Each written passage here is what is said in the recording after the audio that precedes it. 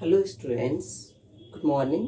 हम लोग जो है क्लास 7th का जो चैप्टर स्टार्ट किया था न्यूट्रिशन इन एनिमल्स, इसको हम लोग कंटिन्यू करते हैं। ठीक है, हम लोगों ने पीछे देख लिया था होलोजोइक न्यूट्रिशंस के बारे में, उसमें कौन कौन से स्टेप्स होते हैं उसको देख लिया था। अब इससे आगे हम लोग देखते हैं, हम लोगों ने पीछे बोला था कि हम लोग जो है अमीबा के बारे में स्टडी करेंगे अच्छे से, तो हम लोग स्टडी कर रहे हैं अब अमीबा के बारे में। ठीक है, अमीबा जो होता है वो बेसिकली एक यूनिसेल्युलर ऑर्गेनिज्म होता है। कैसा ऑर्गेनिज्म होता है? यूनिसेल्युलर मीन्स, अब ये यूनिसेल्युलर क्या होता है? वैसा ऑर्गेनिज्म जिसके पास सिर्फ और सिर्फ वन सेल हो।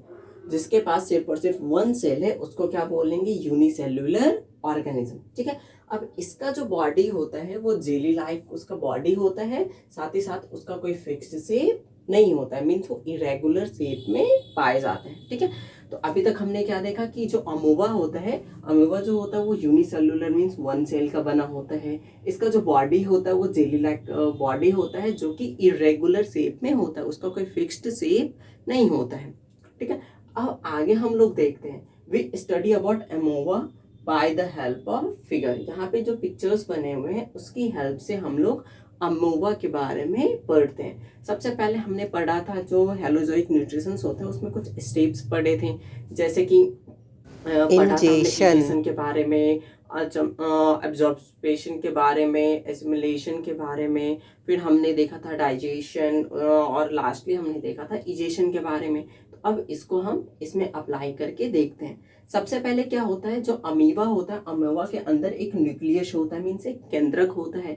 केंद्रक होता है और उसके बाहर ये कुछ अमीबा का जो है वो फिगर है, पिक्चर है।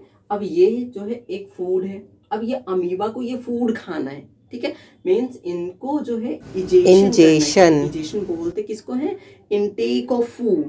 तो इसको जो है फूड को इनटेक करना है, तो ये इसका न्यूक्लियस है। अब देखिए, चूंकि हमने पढ़ा था इसका जो शेप होता है वो इरेगुलर होता है, मीन्स ये जो है भोजन के लिए अलग शेप बनाएगा। यदि इसको लोकोमोशन शो करना है तो उसमें ये अलग शेप बनाएगा, किसी डायरेक्शन में मोड़ना है तो उसके लिए भी ये अलग शेप बनाएगा। ठीक है, तो अब इसको हम देखते हैं। अब क्या करेगा ये जो है अपना, इसका ये जो सूडोपोडिया होता है, मीन्स इसका जो लोकोमोशन होता है, ये सूडोपोडिया वाला पार्ट, उसको ये क्या करेगा? धीरे धीरे धीरे धीरे बढ़ाना शुरू करेगा। ठीक है, तो ये जो बढ़ा हुआ पार्ट होता है, ये इसी को हम लोग क्या बोलते हैं? सूडोपोडिया। और सूडोपोडिया से ही वो चलते रहते हैं, इस कारण से इसको हम लोकोमोशन ऑर्गन भी बोलते हैं। लेकिन ये जो होता है एक फॉल्स लेग होता है, रियल लेग नहीं होता है। ठीक है, इसलिए यहाँ पे लिखा हुआ है कि ये फॉल्स फिट होता है, किसका? अमीबा का। ठीक है, अब ये यहाँ तक क्या हुआ, अपना सूडोपोडिया जो है यहाँ का जो शेप है उसने धीरे धीरे धीरे धीरे क्या किया? खोलना शुरू किया। अब खोलते खोलते क्या करेंगे? यहाँ पे जो फूड होगा, यहाँ पे जो फूड है, इस फूड को वो क्या करेगा? धीरे धीरे धीरे धीरे इसको बढ़ा के वो लॉक करना शुरू करेगा। तो देखिए, यहाँ पे सबसे पहले उसने एक कैविटी बनाना शुरू किया, इस कैविटी को और आगे लेके आया और आगे लेके आया, तो जो यहाँ पे फूड था, ये दोनों कैविटी का जो छोर था, ये दोनों को क्या किया? आपस में मिला दिया और कुछ इस तरीके का शेप बना दिया। और इस शेप में क्या हुआ? ऐसे जो फूड है वो स्टक हो गया। अब ये जैसे ही फूड स्टक हुआ है तो अब ये फूड बाहर तो जा नहीं सकता है, तो यहाँ पे क्या हुआ? एक कैविटी का बिल्डअप हो रहा है, कैविटी बन रहा है, जिसको हम लोग बोलते हैं फूड वॉक्यूल। क्या बोलते हैं? फूड वॉक्यूल, जिसको हम लोग फूड कैविटी के भी नाम से जानते हैं। और ये हमारा क्या था? फूड पार्टिकल था, जिसको अब अमोबा जो है अपने फूड कैविटी में कैप्चर कर चुका है। अब क्या करेगा? ये अपने सेल के थ्रू इसको अंदर एब्जॉर्ब कर लेगा, और जैसे ही एब्जॉर्ब करेगा तो इसमें क्या होंगे? डाइजेशन होंगे। ये देखना, डाइजेशन हो रहा है। डाइजेशन होने के बाद हमने पढ़ा था कि डाइजेशन होने के बाद क्या होता है? जो भी न्यूट्रिएंट्स होंगे वो इसके सेल के द्वारा क्या कर लिया जाएगा? एब्जॉर्ब कर लिया जाएगा। ठीक है, एब्जॉर्ब जैसे ही करेंगे तो उसको क्या बोलते हैं? एब्जॉर्प्शन। और जैसे ही वो न्यूट्रिशंस एब्जॉर्ब होने के बाद वो उसका यूटिलाइज करते हैं डिफरेंट डिफरेंट वेज में, जैसे बॉडी डेवलपमेंट में करते हैं।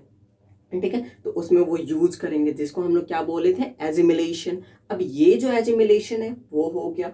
अब एजिमुलेशन के बाद हमने देखा था, क्योंकि अब जो फूड है वो फूड तो 100% डाइजेस्ट नहीं होता है, कुछ ना कुछ पार्ट ऐसा होता है जो बच जाता है, क्योंकि ये जो ऑर्गेनिज्म होते हैं वो कॉम्प्लेक्स न्यूट्रिशंस लेते हैं। कॉम्प्लेक्स न्यूट्रिशंस लेंगे तो डाइजेशन जब होगा तो कुछ ना कुछ तो वेस्टेज बचेंगे, क्योंकि वो वेस्टेज बचेंगे तो अब वो वेस्टेज को उसको बाहर भी निकालना है। तो अब देखते हैं उसके पिक्चर को।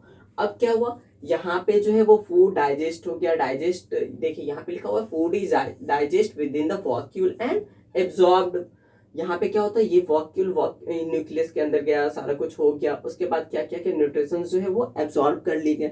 एब्जॉर्ब करने के बाद जो वेस्टेज बचा, क्या बचा, वेस्टेज। उस वेस्टेज को क्या किया, ये जो शेप है उसका वो सेल वॉल ही है, क्योंकि उसी से वो बाहर निकालेंगे। तो इसी सेल वॉल से वो क्या करेंगे, इस वेस्टेज को भी बाहर निकाल देंगे। ठीक है, तो देखिए ये वेस्टेज को बाहर निकाल दिया है। वेस्टेज अनडाइजेस्ट फूड एलिमिनेटेड, ये क्या कर रहे हैं, वेस्ट जो अनडाइजेस्ट फूड रह जाते हैं उसको वो इस वे से बाहर निकाल दे रहे हैं। ठीक है, इतना समझ में आया। अब हमने पीछे पढ़ा था कि जो भी हालोजोइक न्यूट्रिशंस वाले ऑर्गेनिज्म होते हैं वो क्या करते हैं, कॉम्प्लेक्स फूड को लेते हैं। तो अमोवा भी क्या किया, कॉम्प्लेक्स फूड को लिया, उसको वो डाइजेस्ट किया, जूसी किया, फिर उसके बाद उसको किस में ब्रेक डाउन कर दिया, सिंपल और सिंपल में मीन्स वो ग्लूकोज और फ्रक्टोज में उसको तोड़ दिया, ग्लूकोज और फ्रक्टोज में तोड़ दिया। और इसके बाद जो वेस्टेज बचा वो उसको इस तरीके से बाहर निकाल दिया। ठीक है, तो ये था पूरा का पूरा अमोवा का स्ट्रक्चर जिसके बारे में हमने देखा। तो यहाँ पे जो है ना एक कुछ डेफिनेशंस दे रखे हैं, तो उसको भी हम लोग देख लेते हैं। देखिए, this method of ingestion known as circumvallation means ये जो इतना सारे इजेशन का पार्टीशन हुआ था, part by part step by step हमने देखा था। तो इस तरीके से जब इजेशन होता है, इस तरीके से इजेशन होता है, तो इसी प्रोसेस को हम लोग क्या बोलते हैं, सर्कमवैल्यूएशन। क्या बोलते हैं, सर्कमवैल्यूएशन। ठीक है, एक और डेफिनेशन हमारे बुक में दे रखा है। देखिए, soluble food is absorbed by the cell through a process called diffusion। ये जो soluble food है, soluble food जो बना यहाँ पे देखिए सिंपल फॉर्म में आ गया, ये soluble food, ये भी soluble food है।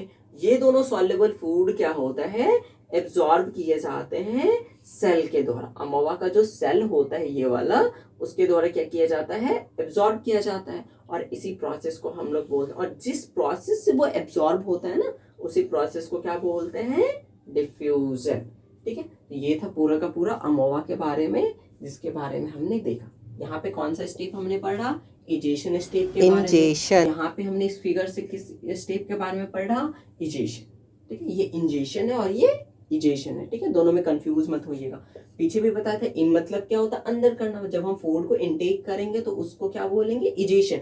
और इंजेशन क्या बोलेंगे, इंजेशन। लेकिन जैसे ही फूड को, वेस्टेज को हम लोग बाहर करेंगे तो उसको क्या बोलेंगे, इजेशन। ठीक है,